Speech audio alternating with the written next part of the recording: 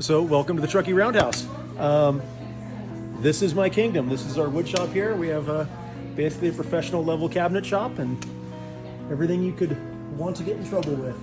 My name is Brent Ferrera. I was a general contractor when I was working here in Truckee, but I got into woodworking because my father was a general contractor. Coming through school, I just never saw myself doing anything else. I never saw myself behind a desk in any way. I needed to be working with my hands, and so I just kind of flowed into my father's industry, which worked out really well. When I was no longer able to keep building houses and had to move on to something new, and I found the wood shop here, it just made sense. I had set up a shop at home, a little 12 by 16, but you come here and it's so big and it's got all the tools, and most importantly, there's always clean bench space. Specifically thinking of wood versus metal, wood's a natural product, so you can't necessarily predict what it's going to do. It's going to do its own thing. I tell people a lot in my classes, trees don't grow straight up. Trees have grains. They're going to do individual things.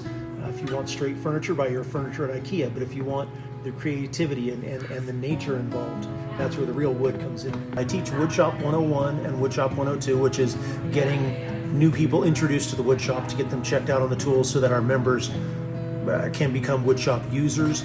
I also teach some lathe classes and a couple other things without going too deep into the weeds. But with the kids, we always pick different curriculum depending on the group we're going to get, whether I've seen them before and we don't want to ever repeat a project. It's introducing them to the tools, teaching them how to use the tools, how to respect the tools, how to be safe around the tools. Once we've learned how to use them, we put those skills into practice by building a something for them to take home, whether it's a little tool tote or a small iPhone kind of holder, but it's a speaker in that it amplifies the music naturally, little triangle shelving units and things like that. Sometimes I'll have a class come in and we'll do a much larger project. We've done an outdoor little building coffee bar that one of the schools uses. They can flip up the doors and use it to sell coffee to the parents and raise some money. So this is a relief map of Zion National Park down in Utah, and we made this on the CNC router here. And all this detail is how the mountains actually are. There's really amazing amount of detail we can put into these. What I love about doing these classes with these kids is seeing them get involved, seeing them get excited, seeing them realize a potential that they've never seen before. These kids obviously don't have a wood shop, but in many cases just don't even have a sense of direction of what they're going to be doing. And so we try to show them that, potentially this is something you could look at after you get out of school. I love it when you see that sparkle in the eye where they go, ooh, you can see the idea click. Ooh, I could do this. Like I could make this my thing. We work with a lot of what we call kind of an at-risk youth. They aren't lined up for college and they don't know necessarily what they're going to be doing. And I had a student recently and I asked him, what do you see yourself doing after school? And he said, well, I'll probably play video games. And I said, no, like after your school years are over. And he said, well, I don't know. And I said, well, do you think you're going to work? He said, well, my dad's a cook. I said, okay, but you've got the whole world. You don't have to be a cook. You can choose anything you want. Have you ever thought of anything you'd want to bring? He said, no.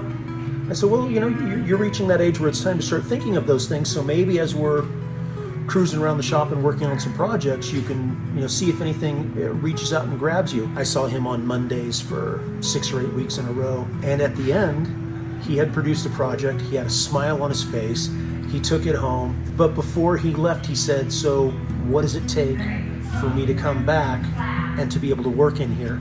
And that made a big impression on me because it showed that something about the shop had grabbed him. And so we have a youth mentor in training program where we give free memberships to some students and give them a stipend for materials and things like that. And so we got him to sign up for that. One instance in a high school kid that comes to mind for me is someone I had in the metal shop, and we were doing some welding classes, and we made bike racks, custom made these bike racks that they're going to put up in front of the town of Truckee building. And it kind of resonated with him more than I even saw, because 6 months later I heard that he had gotten into an internship as he had gotten out of school and was in an internship to become a professional welder. And that was great for me because that was a kid that went from not knowing what he was going to do to having something he was focused on and working towards. That was kind of the full circle where he had come all the way to the end and was getting into his new profession.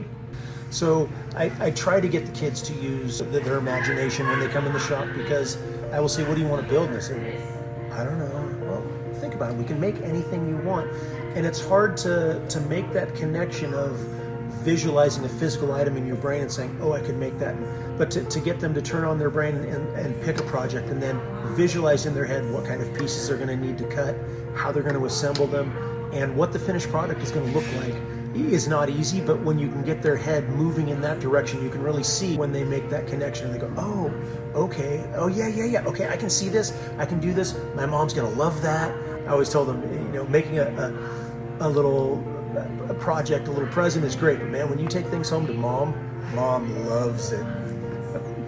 When I was chosen as recipient for the Juniper Award, we come here and we do these things. I come here and I do these things just because I enjoy the wood shop. This is where I spend my time.